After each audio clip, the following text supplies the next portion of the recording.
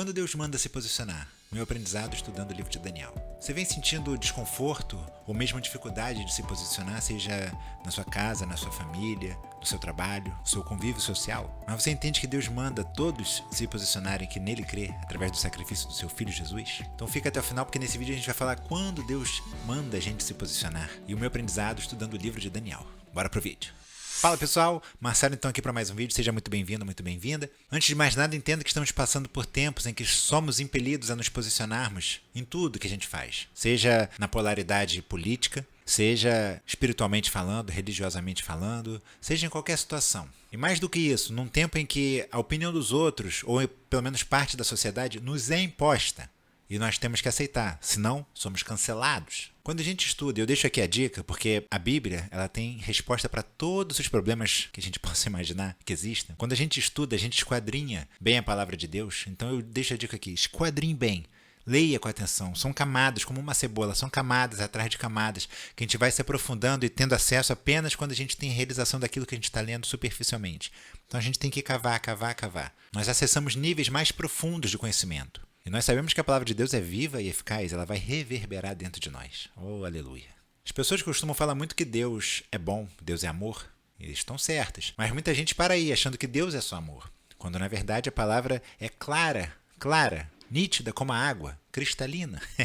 Que Deus é amor, porém Deus também é justiça, porque Deus é santo e Deus não habita onde há corrupção do pecado. O que é o pecado, Marcelo? O pecado é a corrupção do nosso caráter em Deus. Deus nos criou a sua imagem e semelhança e quando a gente preferiu não seguir as suas instruções, desobedecê-lo, passar a viver de acordo com o nosso ego, nosso egoísmo, aí sim a gente desvirtuou o nosso caráter. Então Adão e Eva pecaram lá atrás e toda a geração, toda a humanidade que vem após Adão e Eva já nascem com o pecado dentro de si, com essa característica de sermos egoístas. Basta a gente ver qualquer criança, tudo que ela quer, na verdade, é satisfazer os seus próprios desejos. Então a gente já nasce com essa propensão pecadora. Mas o que eu aprendi estudando o livro de Daniel? A palavra diz que quando chegaram na Babilônia, Daniel e os seus 3 amigos, Misael, Azanias e Azarias, eles jejuaram, pediram para não comerem a comida oferecida ao rei, nem a bebida, o vinho. E também não adoraram a estátua gigante de Nabucodonosor. Bom, a Babilônia tipifica o mundo. E Nabucodonosor tipifica o príncipe do mundo, o diabo. Mas vamos ler aqui o que diz Daniel capítulo 1, versos 8 a 10. E Daniel propôs no seu coração não se contaminar com a porção das iguarias do rei, nem com o vinho que ele bebia. Portanto, pediu ao chefe dos eunucos que lhe permitisse não se contaminar. Ora, Deus fez com que Daniel achasse graça e misericórdia diante do chefe dos eunucos. E disse o chefe dos eunucos a Daniel: Tenho medo do meu senhor, o rei, que determinou a vossa comida e a vossa bebida. Pois, por que veria ele os vossos rostos mais tristes do que os dos outros jovens da vossa idade?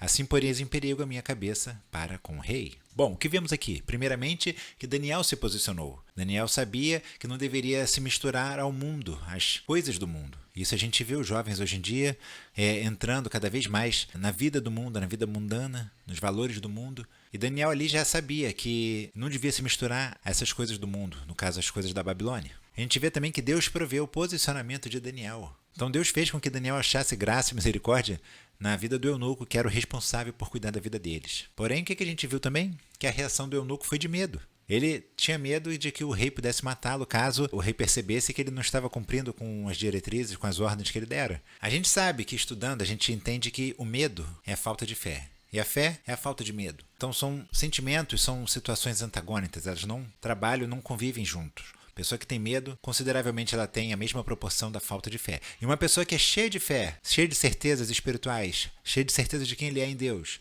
cheia das promessas de que Deus tem para a vida dele, essa pessoa não tem medo de nada.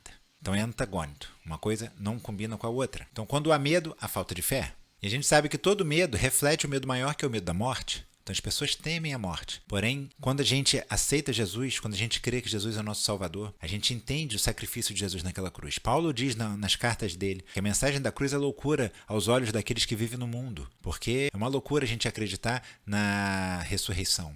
Se a mensagem da cruz é falsa, toda a pregação cristã ela é vã, ela é vazia. E a gente não vê isso se sustentando por mais de 2000 anos. Pessoas sendo salvas cada dia mais, pessoas querem buscar, eles querem preencher esse vazio dentro de si que só Jesus pode preencher. Quando as pessoas elas temem o que os outros vão falar ou deixar de falar, pensar ou deixar de pensar acerca do que elas devem fazer, elas têm um vazio existencial. E esse vazio só é preenchido com Jesus. E quando a gente preenche esse vazio dentro de nós, a gente não tem mais essa carência de que o mundo vai querer nos preencher. Em João 16:33, Jesus disse: Tenho-vos dito isso para que em mim tenhais paz.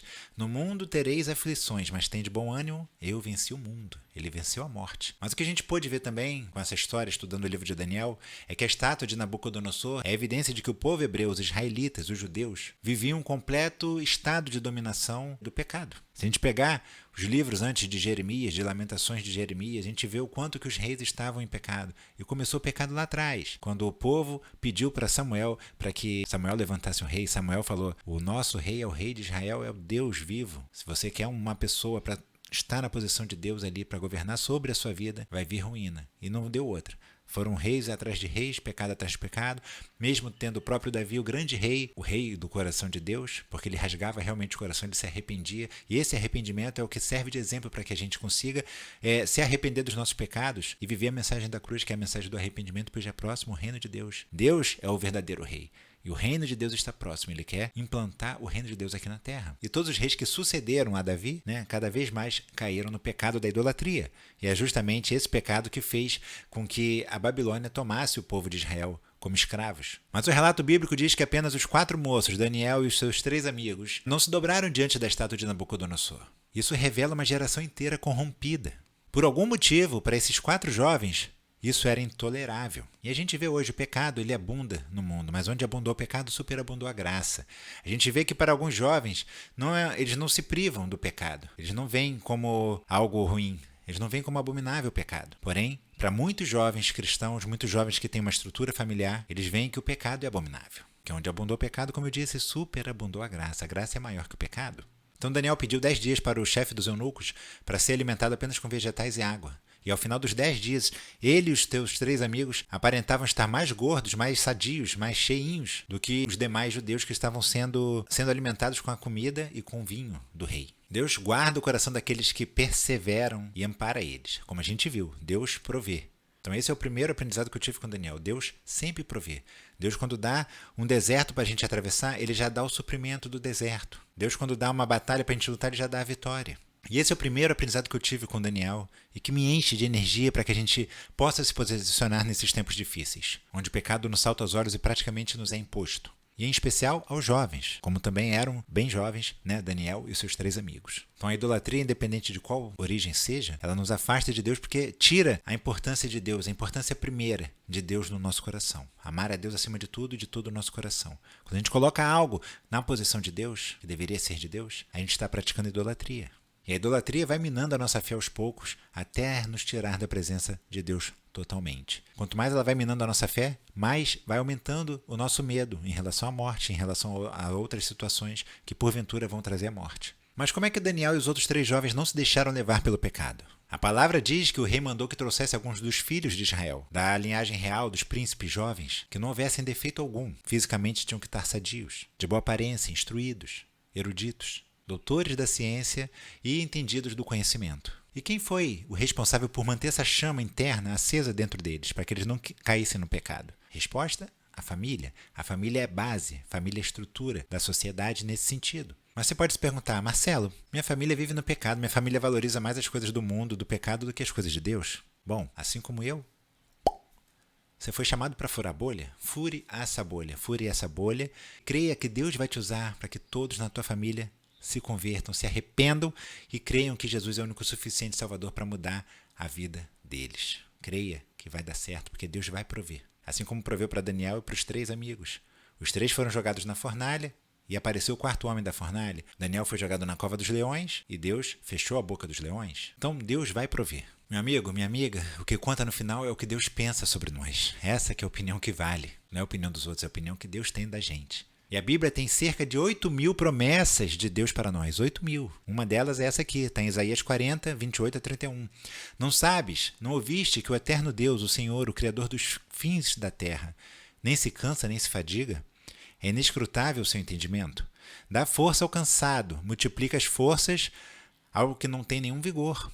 Os jovens se cansarão e se fatigarão, os moços certamente cairão, mas os que esperam no Senhor renovarão as forças, subirão com asas como águias, correrão e não se cansarão, caminharão e não se fatigarão. Aleluia! Então, basicamente, quando Deus manda nos posicionarmos, primeiramente é na sua palavra. A palavra dele é a base, é a nossa diretriz, é o nosso norte, é a nossa bússola, é a palavra de Deus. Quando a gente conhece a fundo a palavra, a gente sabe exatamente o que Deus pensa sobre nós. A gente pode fazer exatamente aquilo que Deus diz que podemos fazer.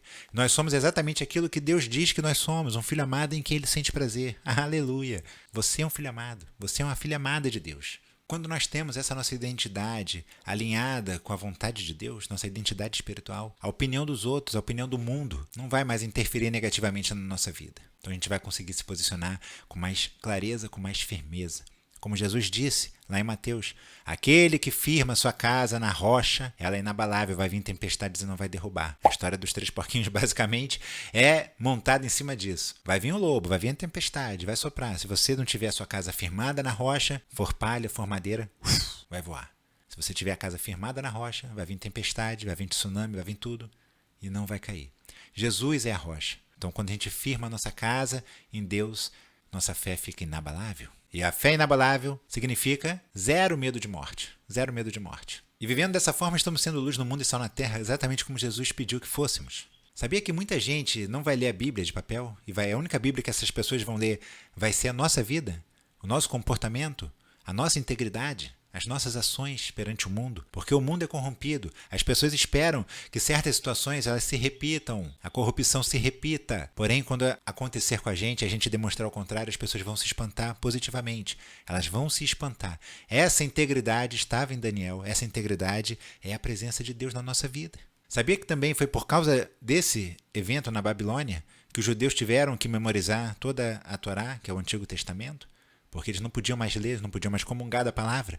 Então o que eles fizeram? Então eles dividiram em seções e cada família ficou responsável por uma seção. E por isso Lucas descreve tão bem no seu evangelho quando Jesus tomou assento em Nazaré, na sua cidade natal, onde uma vez ao ano ele lia o rolo de Isaías. E a família de Jesus ficou responsável pelo livro de Isaías. E diz, está em Lucas capítulo 4, 17 ao 19. E foi-lhe dado o livro do profeta Isaías. E quando abriu o livro, achou o lugar em que estava escrito: O Espírito do Senhor é sobre mim, pois que me ungiu para evangelizar os pobres, enviou-me para curar os quebrantados de coração, a pregar liberdade aos cativos e restauração da vista dos cegos, a pôr em liberdade os oprimidos, a anunciar o ano aceitável do Senhor. É exatamente isso que o Espírito de Deus fez com quem se posicionou diante da idolatria de Babilônia, da idolatria de Nabucodonosor. Aqui Jesus estava dizendo que ele era o Espírito de Deus que abençoou os judeus na Babilônia. Sim, Deus manda nos posicionarmos. Por isso ele nos deu os mandamentos e a obediência é o valor que ele mais valoriza. Deus é fiel sempre. Então ele quer a fidelidade da nossa parte, a obediência. Ele vai sempre nos amparar e vai fazer coisas incríveis através da nossa família, através das nossas gerações, coisas que a gente nem imagina. Jesus encarnou e foi 100% homem e 100% Deus. Quando ele partiu, ele disse que enviaria o Espírito Consolador, que é o Espírito da parte do Pai, o Espírito que estava com ele, que é o nosso Espírito Santo de Deus, glória a Deus. E o Espírito Santo de Deus, ele não encarna, ele não tem um corpo para si como Jesus teve um corpo para si. Ele pede permissão para entrar dentro do nosso corpo e compartilhar com o nosso Espírito o nosso corpo. Então ele bate, ele bate na nossa porta e a gente abre. Quando a gente abre, crendo que Jesus é o nosso Salvador, a gente recebe o Espírito Santo dentro de nós. Oh, glória! E a partir daí, o Espírito Santo passa a habitar em nós. Ele vai moldando, vai nos ajustando o nosso caráter, vai nos ajudando a nos posicionarmos da melhor maneira possível, para que a sua glória se manifeste na nossa fraqueza. E dessa maneira as pessoas vão ver que aquelas pessoas têm integridade, porque elas têm a mão de Deus. A boa mão de Deus está sobre elas. E dessa forma, Deus vai agir através de nós, com as pessoas que estão ao nosso redor, onde quer que a gente vá, seja na nossa família, na nossa faculdade, no nosso trabalho, onde quer que a gente vá, no nosso meio social, na academia, onde quer que a gente vá, Deus vai agir através de nós. Se posicione, se permita ser usado por Deus para que Deus faça a sua boa obra através de você. Essa é a mensagem de hoje, meu amigo, minha amiga. Se você foi tocado por essa mensagem, compartilhe, faça com que essa mensagem chegue a mais pessoas. Isso ajuda aqui o algoritmo do YouTube a entregar o vídeo para mais pessoas. Eu vejo você no próximo vídeo. Fica com Deus e tchau, tchau.